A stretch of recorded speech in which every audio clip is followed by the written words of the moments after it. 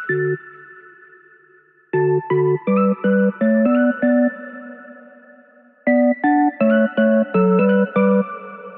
guys, and welcome back to my channel. If you're new here, welcome. This is a channel where I do all kinds of mommy related content, including talking about diaper bags and baby gear and things that I carry at my store, thesensiblemama.com. But I'm also beginning to transition into more like vlog style videos and the kind of video that I'm doing today.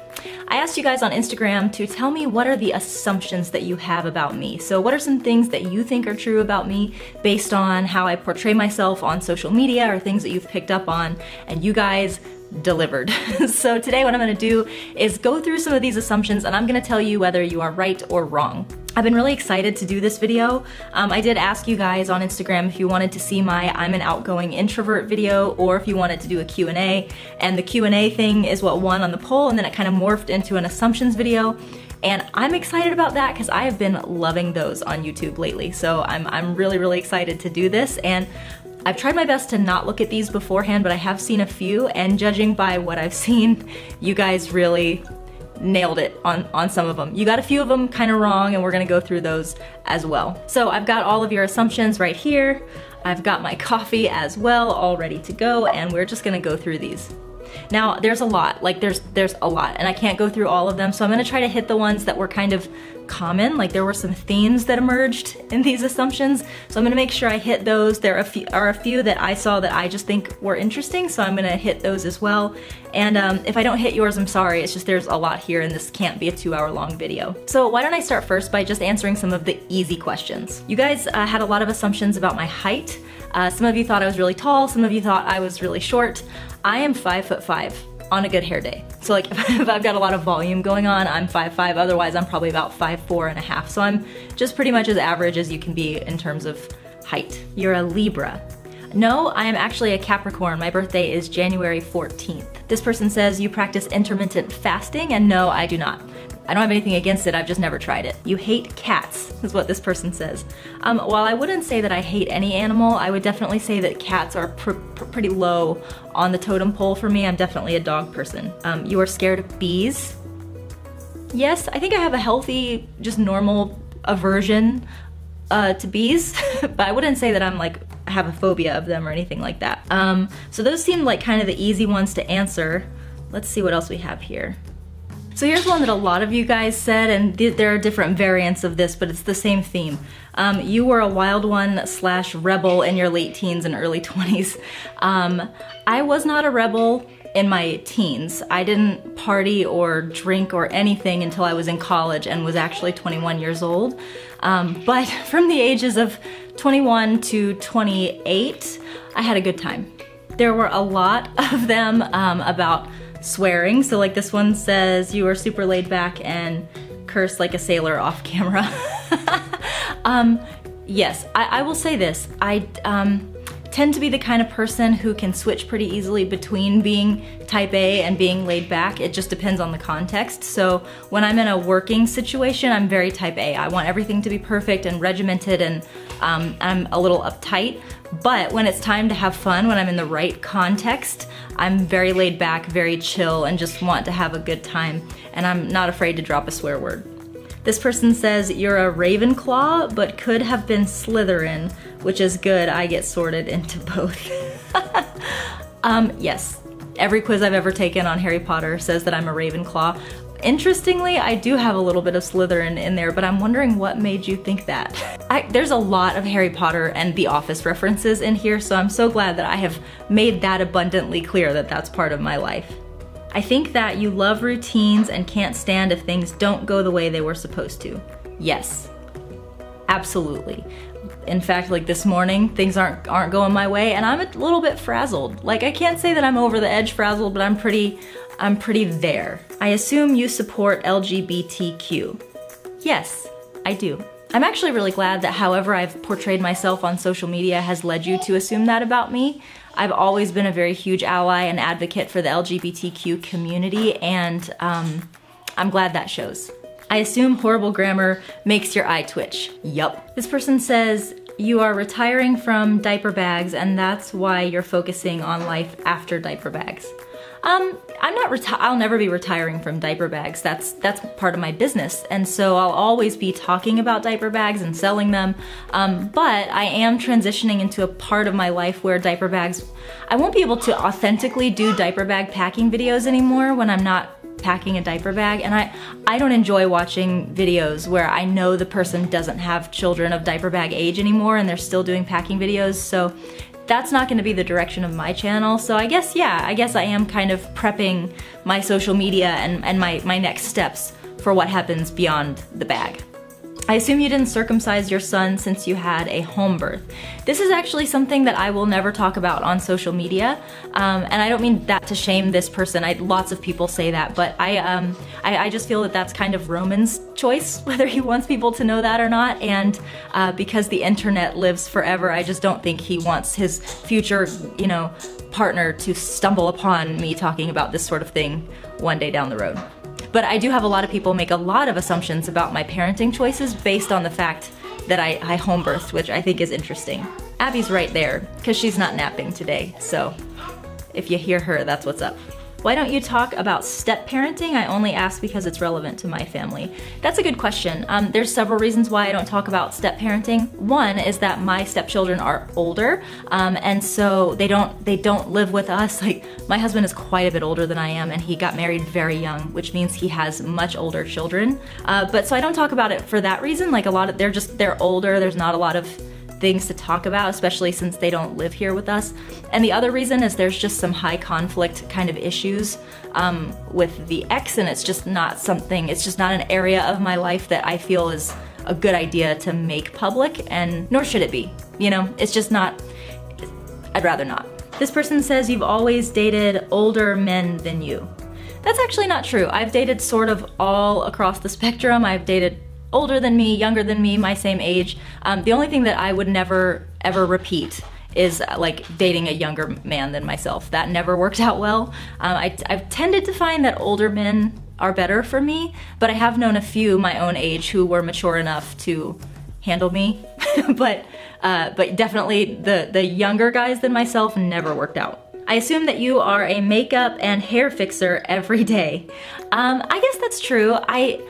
You guys kind of met me when I started this channel, and I had just become a mom, and I was in a stage of my life where showering and doing makeup was not just an opportunity I was afforded every day. And so I think if you look through a lot of videos on this channel and my Instagram, you'll see a lot of me not in makeup and with dirty hair. But now that Abby's a little bit older and she and Roman entertain each other a lot, I actually have more time to shower. And so yeah, I guess I've kind of turned into a hair and makeup every day kind of person. But what I like about the age that I am now, I am 34, a lot of you asked that, I'm 34. And now I've reached a point in my life where I wear makeup because I enjoy it. I just like to put on makeup and do my hair, but I don't feel the need to do it. And that was something that was very different from back when I was a teenager. I felt like I had to wear makeup. It was the only way that I felt beautiful. And now that I'm 34, ironically, I'm older looking now. I'm not as young and youthful looking as I used to be, but at this age, I feel pretty without makeup on, and I don't feel that I need it to feel confident, and that feels really good. I assume you are a bra on all day person. This is from a woman, by the way, this isn't some creep. Yes. Yes, I am. I don't know. I don't know what made you assume that, but yes. You can go swimming. That's Carol taking my daughter outside. Because some days you just need to finish one thing. Okay. Return to Zen. So this person said something that I actually thought was really interesting, and it's something that I've wanted to talk about for a while on this channel, and I've never really found the appropriate time or place to do it. This person says you're a tomboy and it was a difficult transition to becoming a mother, and that is so true. I am at my core a tomboy. I think the people who have known me since I was really young could probably list on one hand how many times they've actually seen me in a dress. I like dresses, I think they're beautiful, but when I wear them, I feel like a dude in a dress. I just don't, I have a problem with my gender. And I don't, like, not to get off on too much of a tangent, but I went through a time in my life where I was really confused about my gender identity, like not necessarily my sexuality, but I had such a hard time reconciling the fact that I so often felt so boyish and so often felt like I got along better with guys and that I preferred to do guyish things, and I have a lot of boyish personality traits, and I had a really hard time reconciling that when I was younger. Thankfully now we're at a point in our culture where you can be sort of a gender bender kind of person. You can love hair and makeup and love looking glam, but you can also love to rock boyish clothes and dress boyishly, and it's okay, you know, so I'm thankful for that.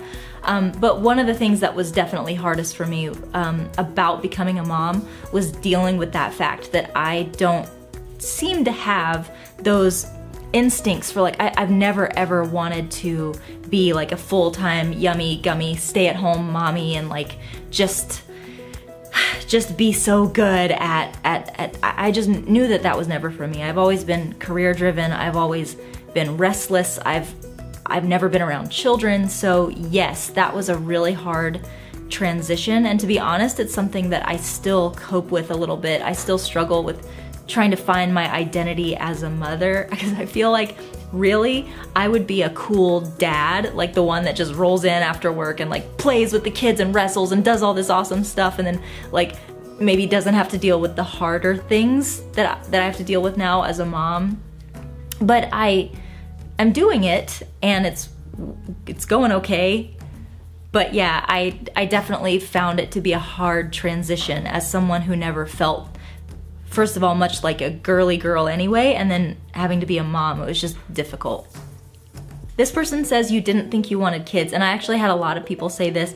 That is 100% true. I spent my whole life thinking I never wanted to be a mother.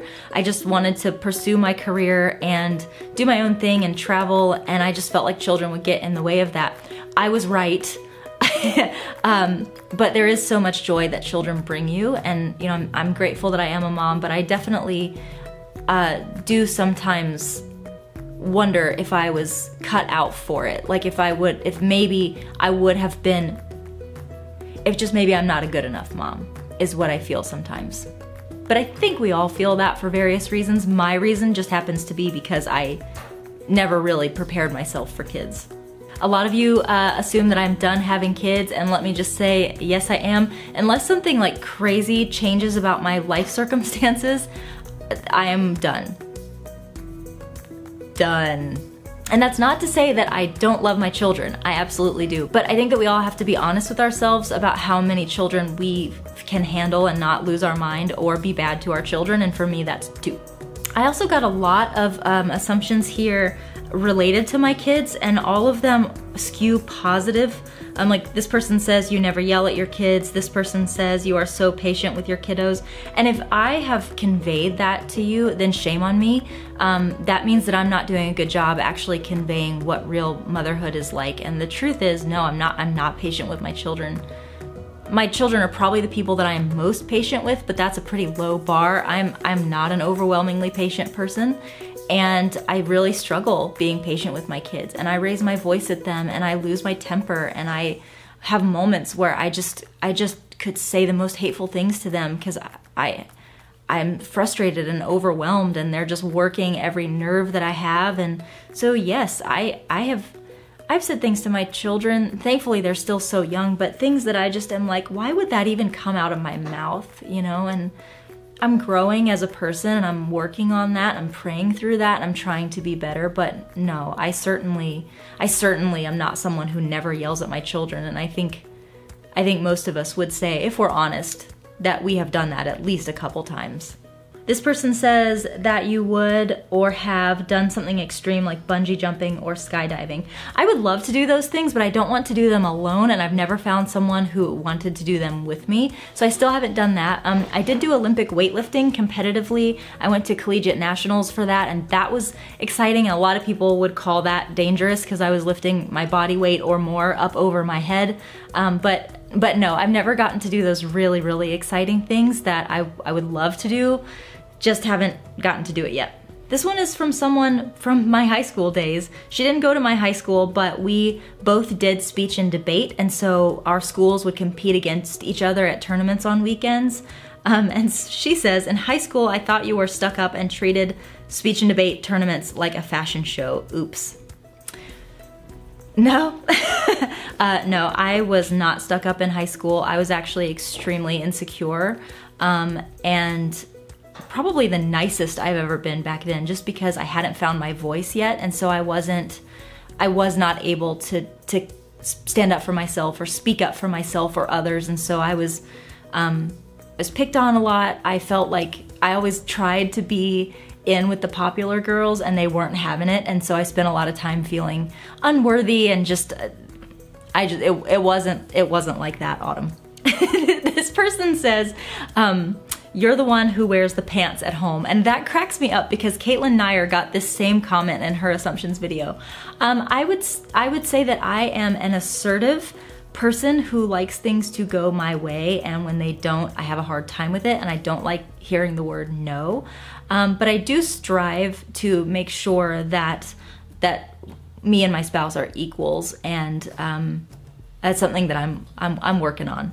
This person says, a part of you wishes you had a job that had to do with your degree. Yeah, absolutely. I spent 10 years of higher education getting a PhD, and I do miss that a lot. This person says, you don't take crap from anyone, and another person said kind of the same thing. She said, you're super nice, but you could definitely put someone in their place, so sweet, badass. Yes, I strive really hard to be a nice person, but I do have a side of me that is sassy and doesn't want to take a lot of crap off of anybody, and I'm not afraid to stick up for myself or for people that I love when I feel that injustice is being done, or someone's just being wrong or hateful or terrible. So yeah, I am, there's definitely a side of me that does not come through on social media, and a lot of that is because I'm a business owner, and so I just always want to make sure that I'm loving on people and making everyone feel good when they interact with me. But of course, in my own personal life and my own personal dealings with things, I can be short-tempered and I can snap at people and for sure stick up for myself. A lot of people were guessing what my Myers-Briggs personality type is. If you don't know what that is, it's basically, like, psychologists use this to kind of classify people by personality trait. And a few of you said that I'm INFJ, and one person assumed that I'm ENFJ. And if you guys don't know what these stand for, I'm gonna put a link to an actual quiz you can take to find out what you are. But I'm actually neither one of those. I am an ENFP, and I know that no one is gonna be super familiar with what that means. But essentially, ENFPs are people, they're called campaigners. These are people who are highly spirited and good at rallying other people. So like some people that you may know of with this personality type are Robert Downey Jr., Will Smith, Robin Williams, Drew Barrymore, Russell Brand, Meg Ryan, Michael Scott. I just now saw that. Oh my gosh. Well, isn't that nice? That is something special. But just to give you kind of an idea of what an ENFP personality type is, the strengths are you're very curious, observant, energetic, and enthusiastic. And this is so true. Like, ENFPs won't hold their tongues. They're excited about their findings and share them with anyone who will listen. This infectious enthusiasm has a dual benefit of giving ENFPs a chance to make more social connections and give them a new source of information in order to experience the world. They're excellent communicators, they know how to relax, they're very popular and friendly. The weaknesses are poor practical skills, which a lot of you guys touched on this in the assumptions, by the way. You said that I'm probably someone who's very goal and detail oriented, but maybe falls short on execution, and that's absolutely true. Like this says, without more hands-on people to help push day-to-day things along, ENFP's ideas are likely to remain that, just ideas. And that I do. I need a highly focused, hands-on, sort of task-oriented person or people around me to help me just corral myself into getting my big ideas accomplished. Overthinking things, getting stressed easily, highly emotional, and independent to a fault. And that is absolutely true. All of that is so true about me. This person says you're always happy. No, I'm not. I am a highly emotional person. I feel the world in extremes, and every emotion that I feel is extreme. So when I'm happy, I'm very, very exuberantly happy, and when I'm mad, sad, frustrated, exhausted, whatever else, I feel it to the nth degree. And no, I actually am a pretty moody person, if we're being real here. But I'm glad that I come across that way on social media, because that is something that I strive for. So this is the last one that I'll probably do today. This one says, I love dealings with the Sensible Mama business, so I would say you have great business sense. Thank you for that. But I actually would say that I don't have strong business sense. I just don't really know much about business, but as a cognitive psychologist, I know a lot about relating to people. I know a lot about how to, I don't know, establish connections with people and use that to inspire and create positive experiences for them. And so I think I see myself like the front man of a band, if that makes sense. Like, I am the face of an organization of people, and there's not a ton of people, but people who are pulling the strings in the background to make sure that everything is cohesive and working well, and the business is enjoyable, and that everything goes off without a hitch. And I get to be the person who just talks to you guys and relates to you, and hopefully makes you want to shop at my business, because I do put a lot of work into that business. So yeah, I wouldn't say that I necessarily have strong business sense, but I do have strong people skills, I feel, and I think that in return helps my business. So guys, I think I'm gonna leave it at that today. I'm gonna have a lot of editing to do on this video because it's already crazy long. So I just don't really wanna go into any more of these, but I will probably do a follow-up assumptions video down the road and handle some of the other assumptions or questions that I didn't get to today. If you enjoy this kind of content, I would encourage you to go ahead and subscribe. I do lots of different things around here, but I will always be doing this kind of video, whether it's a chit chat with me video or a cleaning vlog or a weekend with me vlog. And then of course I do all the other diaper bag packing videos and things like that. So if you like this video, tap the thumbs up button. If you don't like this video, double tap the thumbs down button. If you want to subscribe, please do. I'd love to see you again, and I look forward to doing this again sometime in the future. Love ya, mean it, always, mwah, and I'll see you next time. Bye-bye.